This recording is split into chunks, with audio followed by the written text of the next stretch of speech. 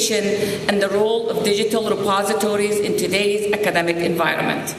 She oversees the management of the UMass Amherst Institutional Repository Schoolworks at UMass Amherst, and provide leadership and inspiration for the Campus Open Education Initiative established in 2011. At the national level, she is a member of Spark's OER Advisory Committee and is an Open Textbook Network presenter. Please help me welcome Marilyn Billings.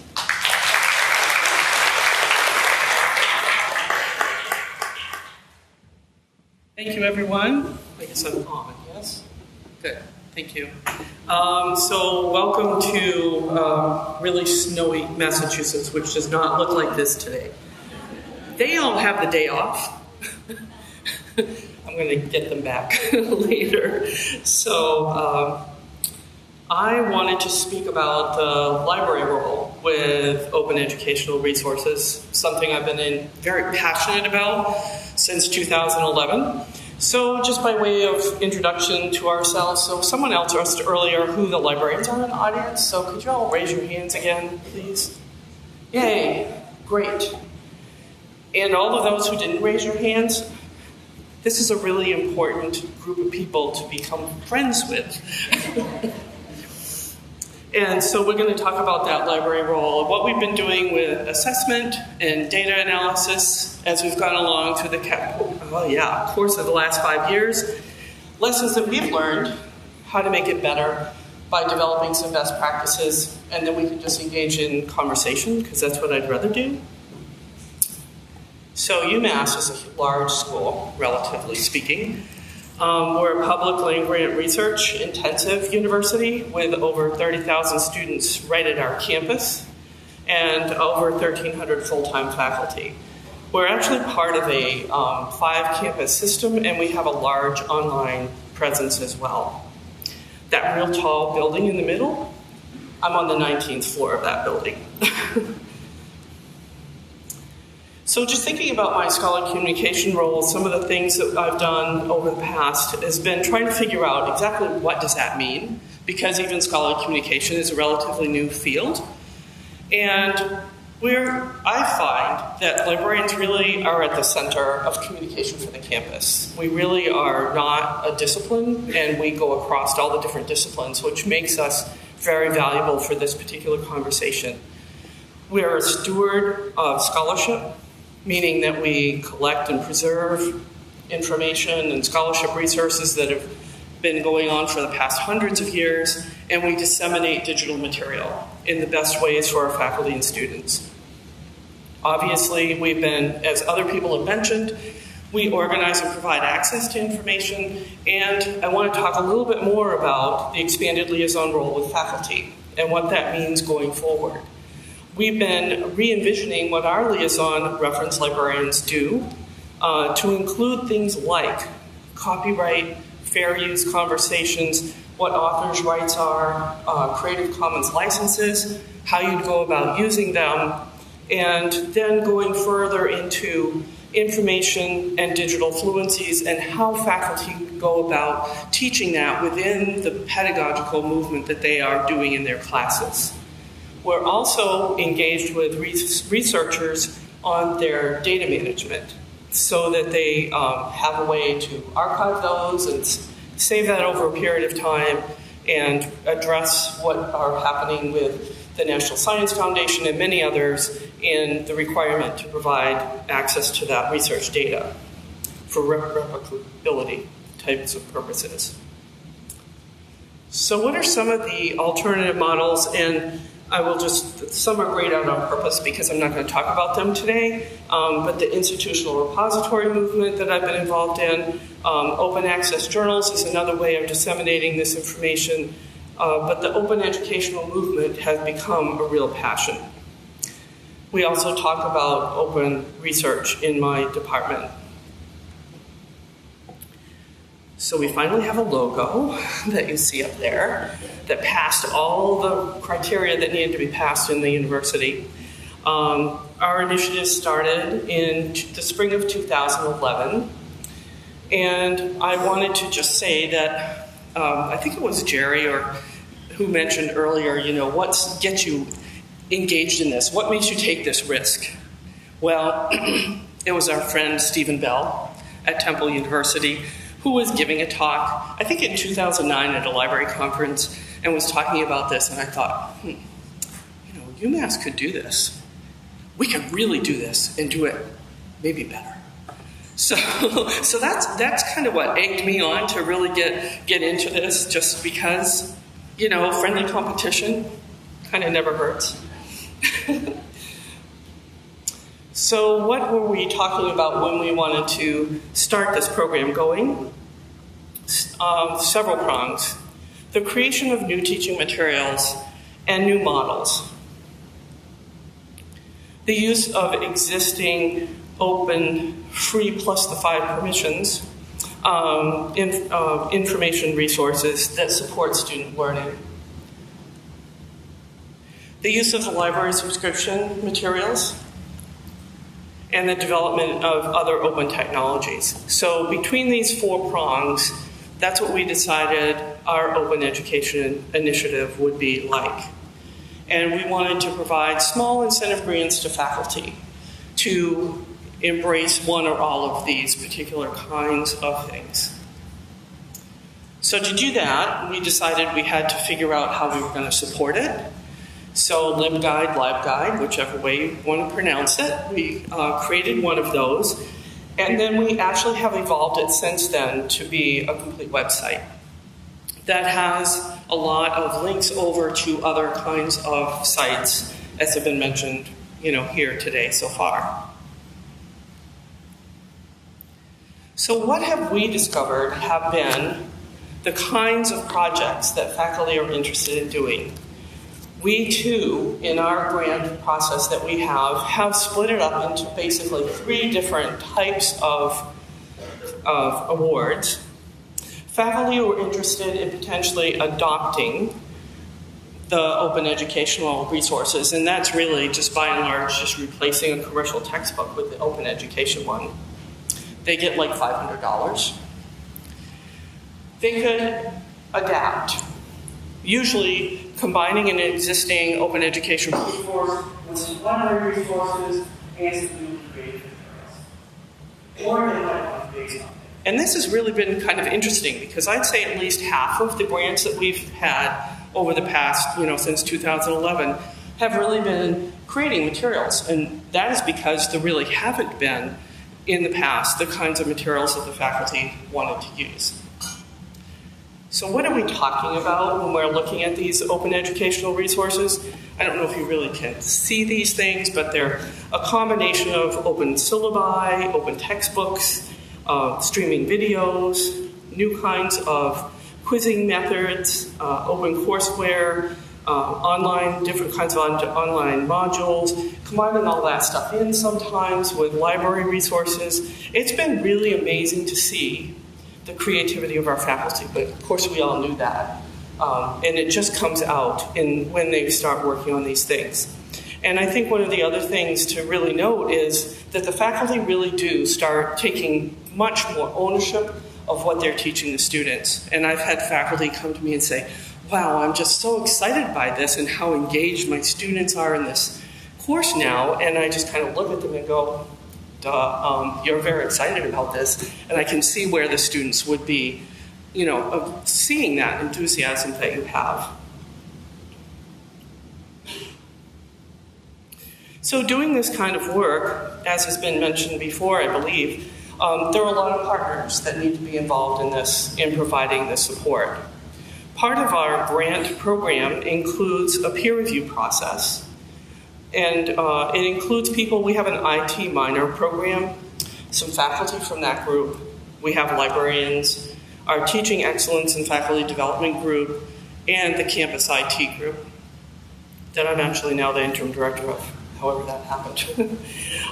And so all of those people work together to review the grant proposals that we get. And each brings a different lens with which they look at the program proposals, which are only like 3 pages. Pretty easy thing for them to fill out.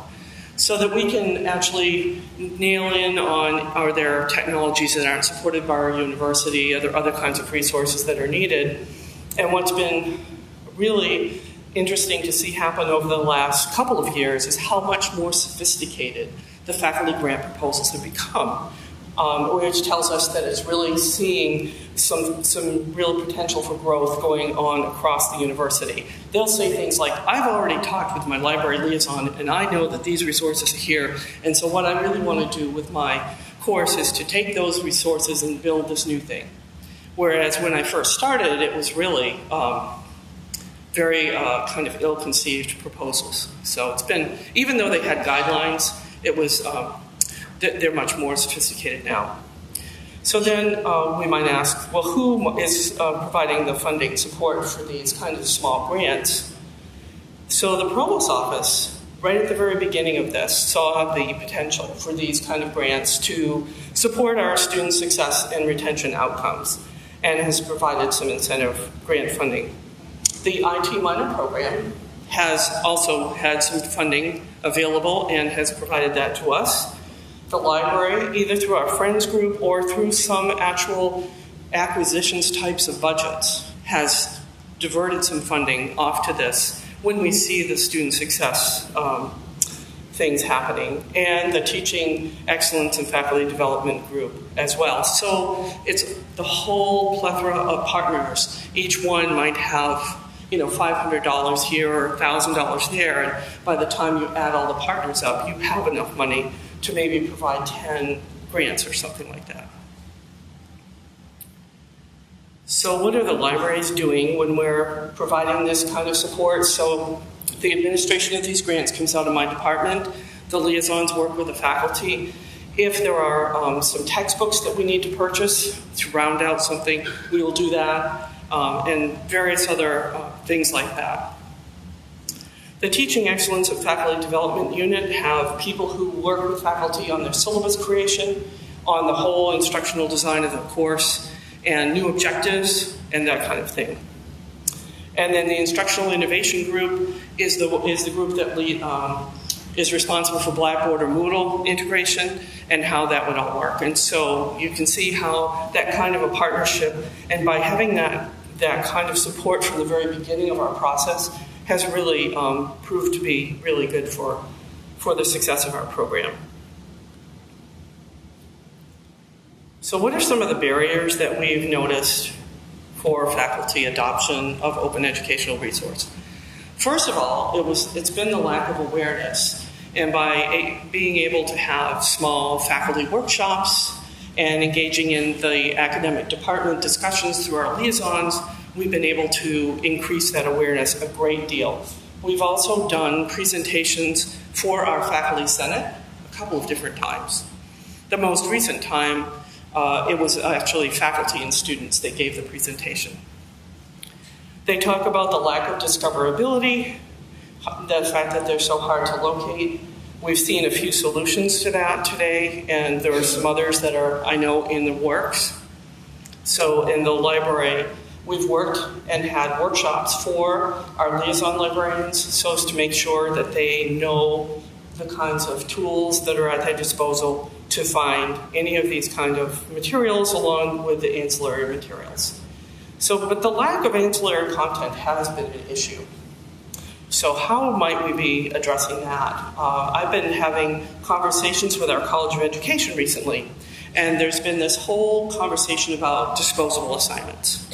So these are people who are going to be educators, whether it's K through 12 or higher, and they're creating syllabi, they're creating courses, and then that material has been just thrown away at the end of their course. And we have a brand new dean in the College of Education, and nothing like jumping in right when they first get here and saying, how would you like to be a college vet that would maybe change around the way you do your teaching and go to an open pedagogical model? And then look and see how we might build ancillaries to open textbooks. So just last week we had a meeting, and I think this is really a potential so that we can get that more ancillary content there. The perceived lack of quality is getting addressed through the review processes. that we've been hearing about so far today, and I have them talk with their colleagues at other institutions who have adopted open educational resources. And then the time commitment, well, that's somewhat what the grants are for, to give them that little bit of extra salary that they need in order to switch their curriculum around and do that kind of work. Sustainability has been an issue, as other folks have mentioned, but one of the things that we're working on is how to make sure that we have funding. So we got, I was able this past year to make sure that we have a line item in our library budget for sustainable funding for these small grants. Not a huge amount of money, it's $10,000. So, but every piece of it is adding to what's been happening over the past few years. So why would we want to consider open educational resources? This is some of the assessment that work we've been doing with our institutional research office. And that's the office that does participate with our accreditation agency is NEASC, which is the New England Association of Schools and Colleges, and they do other national U.S. News World Report kind of survey responses, and that's the kind of work they do. They also are responsible for the course evaluations. They're called SRTI, Student Response to Instruction. And so as we started up this program, we started having conversations with them about, can we insert some questions that are specifically open education related? We wanted to participate in a study with them to see other students equally successful using an open education course, or are they not as successful, or what might the final analysis be? And we were able to add in some questions to that SRTI form. So this particular graph shows you some of the answers that they've given in just one particular semester in 2016. So the big blue section, they didn't even purchase the textbook. This was had been in a previous, when they had a previous course on this. Then the big green section is they make different decisions about their education. So there are their dreams and their hopes, aspirations when they came to college of what they wanted to do into their future. A lot of it just now having to be changed because of the cost of textbooks. And I just think that's a huge social equity issue that really needs to be addressed. And the other ones, the red is they haven't taken a class. And that could have significant impact on their retention and the amount of time to their graduation. If I go to meetings with the chancellor and the provost, they'll say things like, we have this 4-year graduation rate and we have a 6-year graduation rate, and we have to improve it by 5% by this year. So all of these things start to address those kind of questions that our senior administrators are asking us. And then the whole thing about taking a different class and taking a different course is, to me, really important. So other things that they might do if they think they're in a bind and might want to look at alternatives to buying these textbooks. The big red piece is they shared a textbook with a classmate. So I know that I've seen David Ernst's presentations a few times, and he'll have a person who's a student there say, well, I'm sharing a textbook with these students and we have this particular schedule on when we have to do this, and I might need to look at the textbook at 3 in the morning when I have an exam at 8, and that's my assigned time to look at this textbook. So that's a real problem. And the blue was the other big one, where they downloaded some textbook for free. And we should really seriously think about that, because it could be copyright material, things that they shouldn't be doing with our campus networks. And the big purple one is where they've used an earlier edition of the work. And that then leads them to playing this game of, is a chapter the same chapter as it is in the later edition? The homework assignment's the same? Those kind of other things that help them, that force them to really spend a lot of time trying to figure out where they have to be in the class. So I thought I would try a video. This is the first time I've tried a video, embedded in a course, so hopefully in a presentation, so hopefully this will work. I've got 3 different faculty members. It takes about 5 minutes. The first one is a young faculty member in our physics department. He teaches this huge general education physics for bio majors and other non-physics major students, so 6 to 1,000 students at a time. The second one is a person in our College of Education who's been experimenting with wikis and some other kinds of things, working with open educational materials.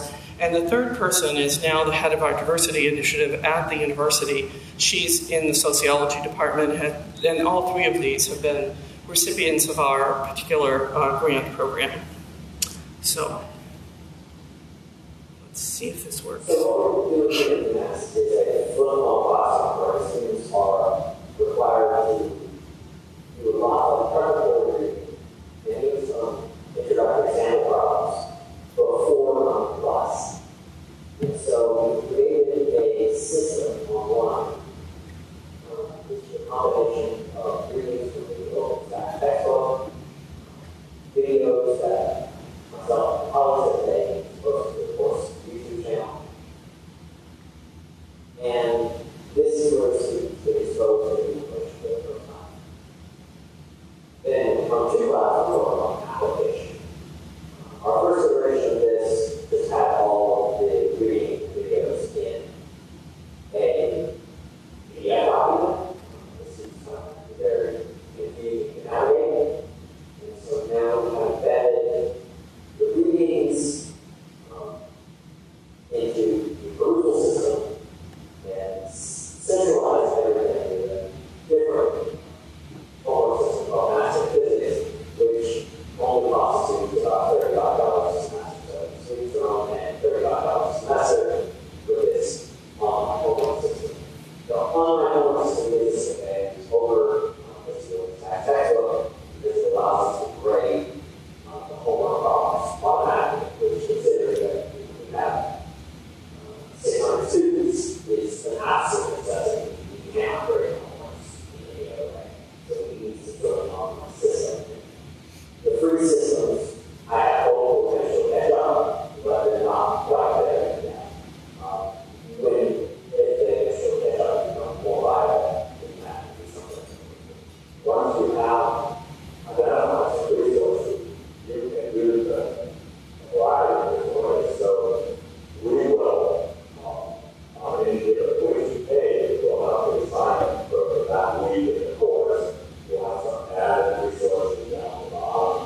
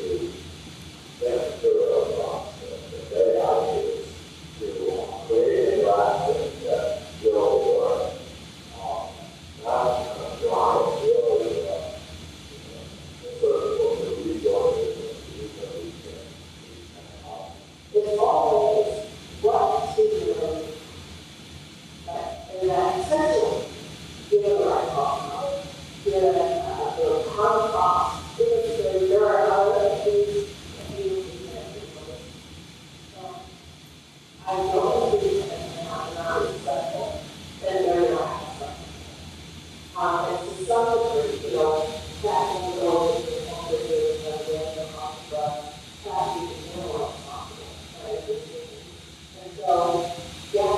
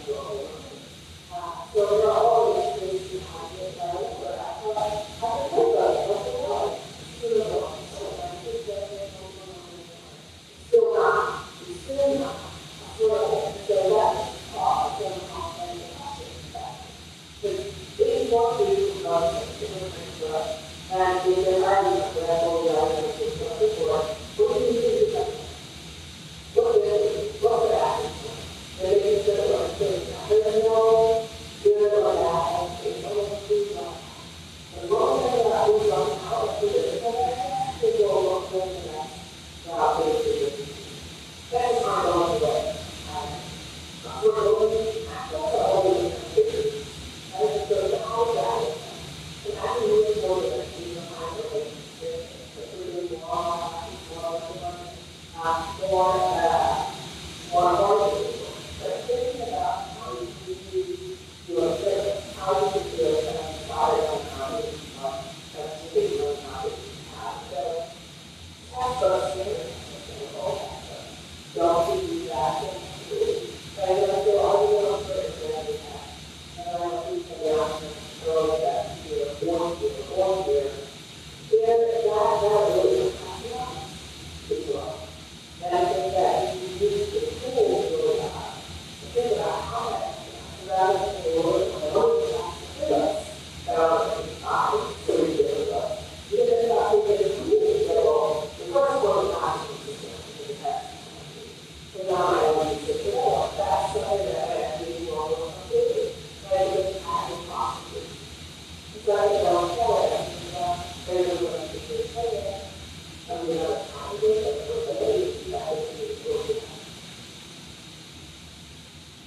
And you had a chance to see the snow in the background.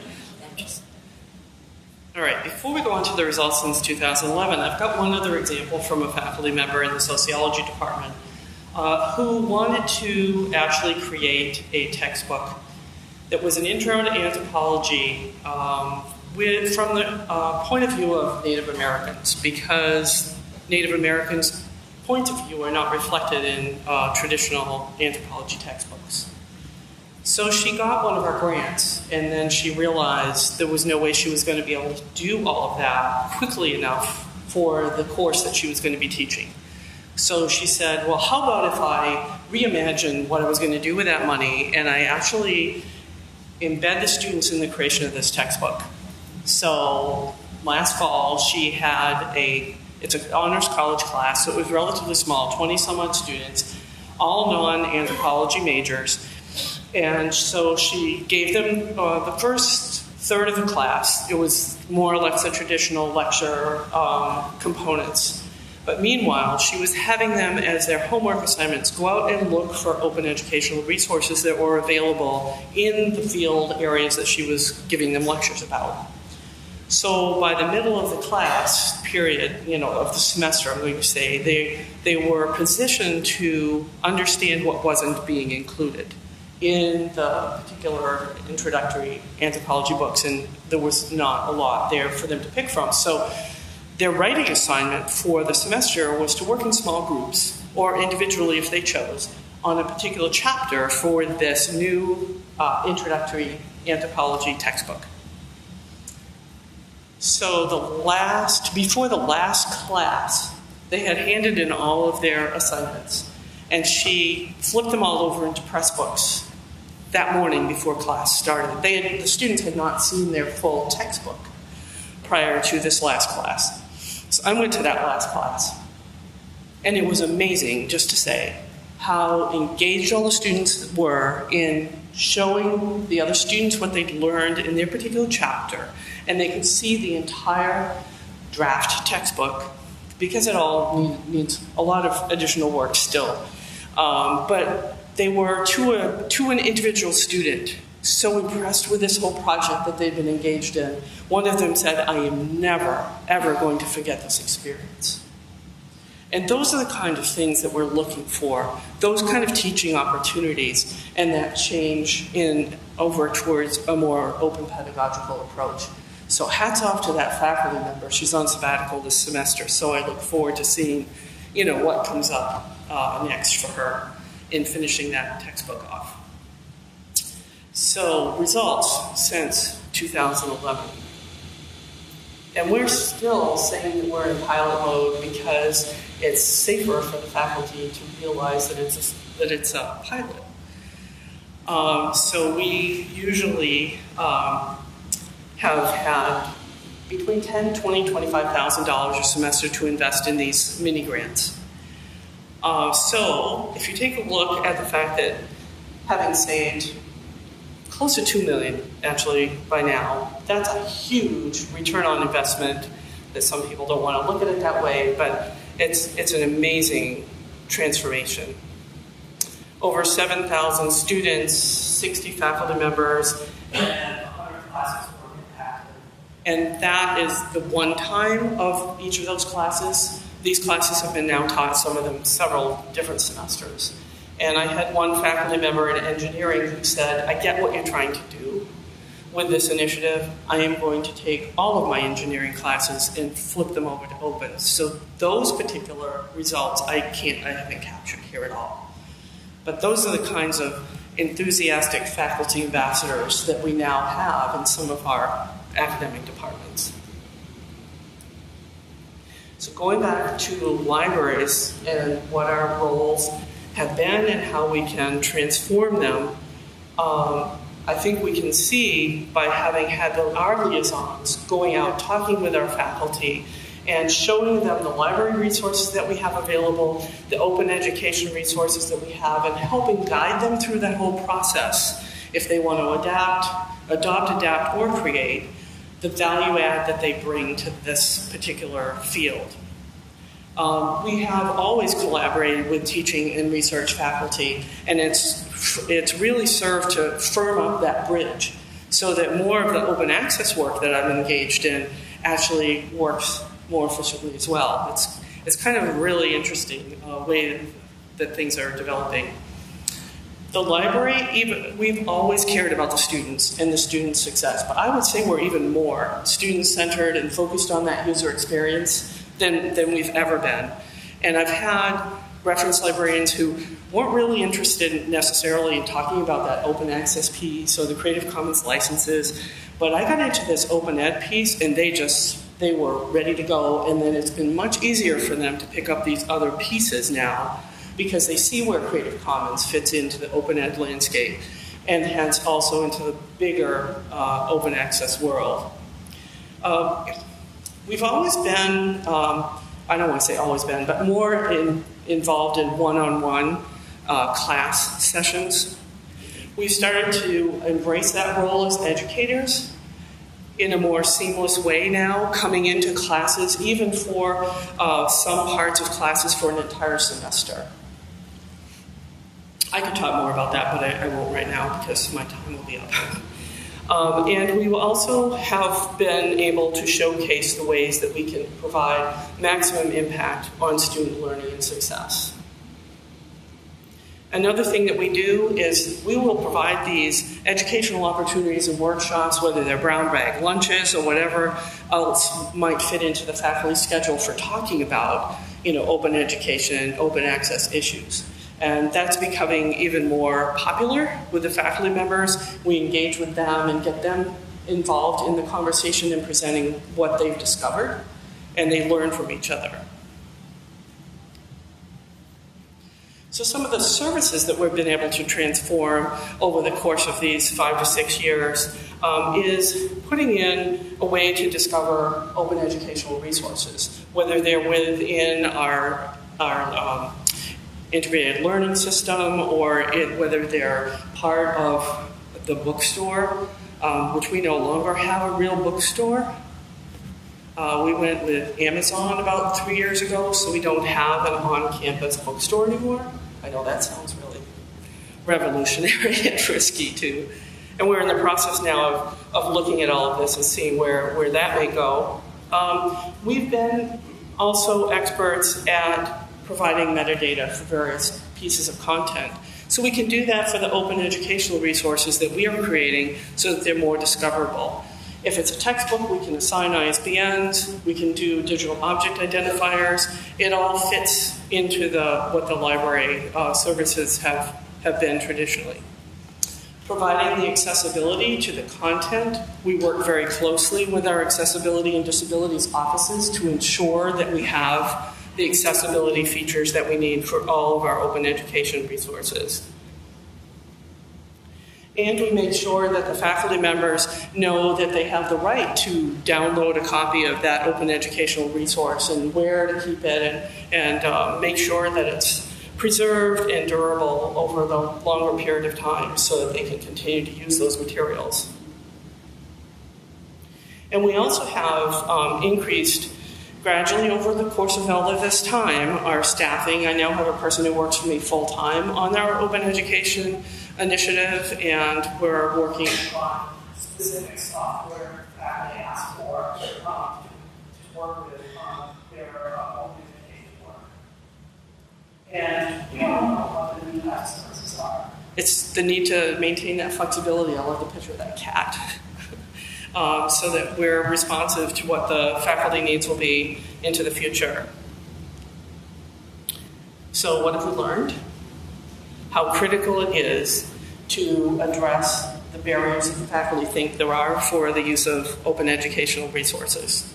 We've brought in outside speakers and other things like that, and having those brown bag lunches where the faculty talk to each other has proven to be really useful in helping with that particular piece. We build these open education faculty groups, cohorts, if you will, and my colleague has created listservs and other kinds of means for being in touch with them on a fairly regular basis about the success of our program, where we talk about them to keep their interest and their engagement in this work. And creating a culture of assessment and working with people around the campus on assessment techniques, surveys, and other kinds of things, and finding that our survey results match the national results in the great Florida survey that was done. It's all improving the believability and the recognition of our program on our campus. And we're the need to develop reasonable expectations. We can't fly them to the moon or even launch those wonderful rockets and land them on the pads like happened yesterday. But just making sure that the faculty know what we really can do to help them so that they achieve success. And making sure that we do have funding sources and arguing constantly that this is an important issue and that we have to keep moving forward with it. And it's one of persistent patience, I guess. And the valuable partnerships that we've developed with the other two groups on the campus, and continuing to build partnerships even outside of our university so that we're OTN members and other important groups like that that help provide the bigger frame for us in our ongoing work. So the best practices: showcasing off the library leadership, the strengths and services we offer, leveraging our partnerships. How important it has been that we thought to develop these mini grants and that they had the peer review process in the midst of that. I had thought, the faculty are often, in all of their work, they're peer reviewed. And so in order to make this be a credible grant program, we needed to have that peer review process embedded in it. So finding out where the faculty are in their teaching and what they want to do into the future, and meeting them where they are and providing the kind of support that they're asking for. Working on a variety of assessment tools, whether it's surveys, focus groups, more formal assessments like that CERTI that I mentioned before, just a whole plethora of various tools, and performing a data analysis on that over the period of time so that we can see the dramatic results that we've been seeing. And then trying to get the marketing and advocacy efforts out there, going out of the university as a whole, so that the recognition is seen by the faculty members so that more of them are interested in participating in this program. So what do we see for the future? What do we need? What are our aspirations and our goals? So sustainability really comes to the fore here to make sure that we can keep this program going. I think one of the pieces that will feed really well into this is the recent conversation I've had with the College of Education. We needed to develop some copy editing and proofing expertise. We still don't really have much of that. And so working with our writing center that's actually housed in our learning commons of our library is one way that we can help provide some of that, and making sure we can leverage other parts of the campus who do that kind of work. The assessment of student learning, I think it's still not really there. The whole university is struggling with this. Are their students really learning what they're supposed to be in their classes?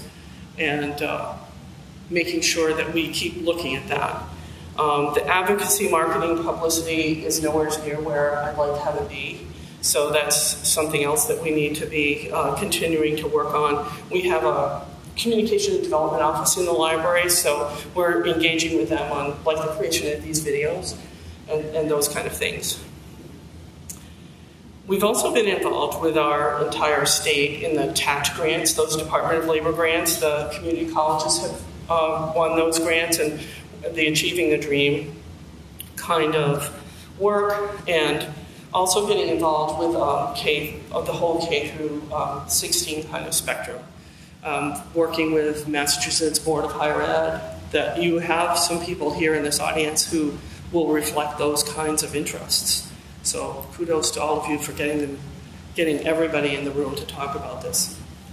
And then also, we have some small startup little worldwide partnerships with a faculty member who is engaged in some work over in Malawi. And so that transforms another class into the students looking for, so the students over in Malawi tweet to our faculty member what they're looking for. So they may just need some basic mathematics skills or some learn English as a second language kind of skills, right? So they tweet these over. They don't have a lot of internet accessibility there. And so what this faculty member has done in this program called Knowledge Commons type of class, where he talks first about commons, like our air, our water, our parks, things like that we hold in common.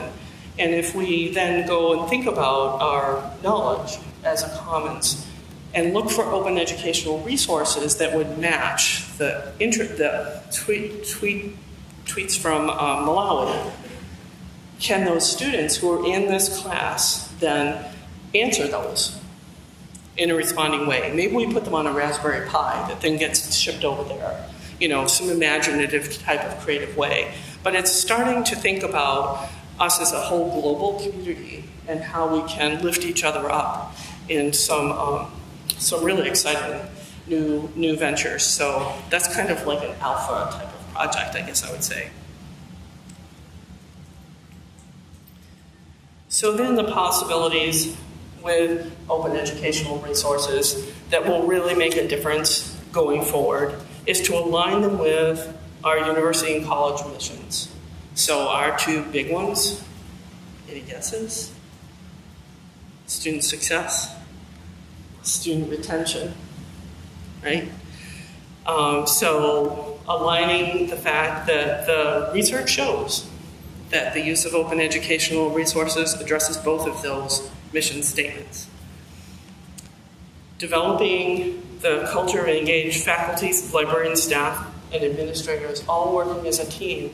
And so it's not a top-down, it's a growth from bottom up that builds more community there.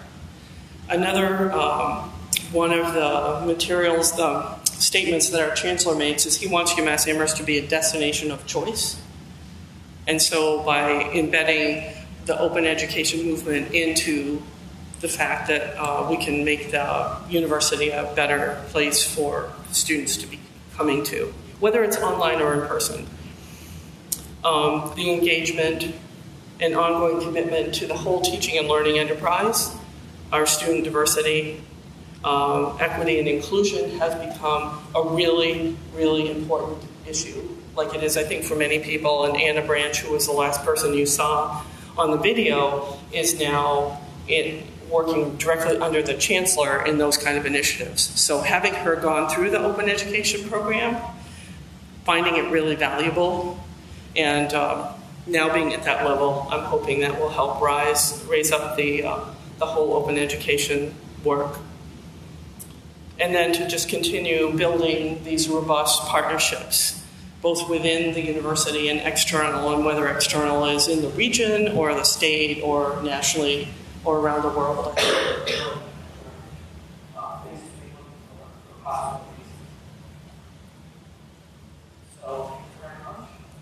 Questions, comments, discussion?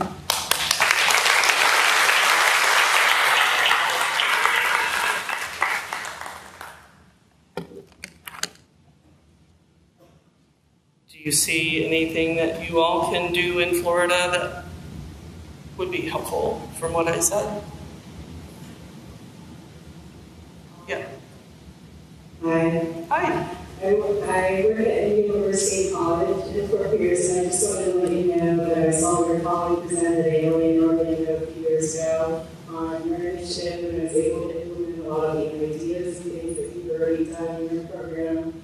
In a small grant I received from my institution, so I've been doing professional development, OER activities with faculty, and we're doing those sessions, we're switching over, and a lot of what he presented at ALA. Oh, wonderful. Thank you. That's great. Good to hear. We do have, as do others, tools for if people are interested in starting up mini grant programs, what our letters out to the faculty include, and those, some of the other best practices I should have mentioned is when the provost is so engaged, he or she can send out the email with the call for proposals for those grants. And it shows the provost's commitment to the program. So those kind of letters, the award letters, all those kind of things, if anybody's interested. Glad to share. Probably up on our website.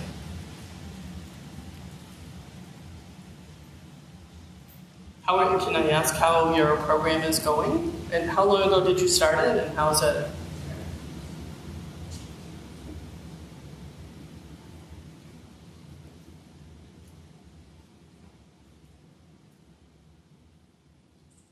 So the awards are for 3 years. I'm in the second year now, and I collaborated with my instructional design team, who's here with me. And we've awarded almost all the stipends. I have one left, so I have a whole third year and then one to give out. So I'm kind of at the stage of how am I going to get people to attend my professional development, and how am I going to get to switch without having to award the money.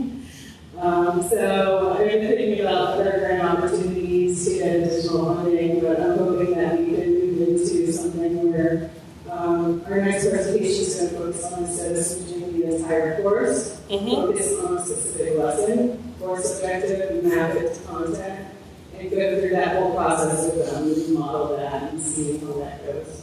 So just word of mouth, getting out, people talking to me, and then the amount of savings that have occurred from it is a big draw. So I'm hoping that it'll work. That's great.